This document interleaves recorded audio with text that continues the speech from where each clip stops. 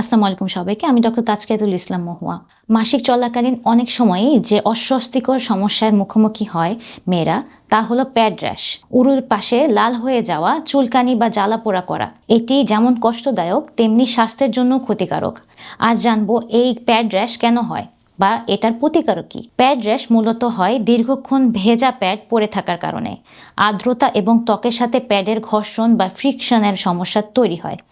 এজন্য প্যাডের synthetic material বা সুগন্ধি অনেক সময় ত্বকের অ্যালার্জি তৈরি করতে পারে। এর থেকে মুক্তি পেতে সবসময় জরুরি নিয়মগুলো হলো, ফ্লো যেমনই হোক না কেন প্রতি 4 থেকে 6 ঘন্টা পর পর অবশ্যই প্যাড পরিবর্তন করবেন। দীর্ঘক্ষণ এক প্যাড পরে থাকলে সেখানে ব্যাকটেরিয়া জন্মাতে পারে বা র্যাশ বা ইনফেকশন দুটি কারণেই হতে পারে। চেষ্টা করুন সুতি বা কটন টপ বা আন্ডারওয়্যার ইউজ করার জন্য।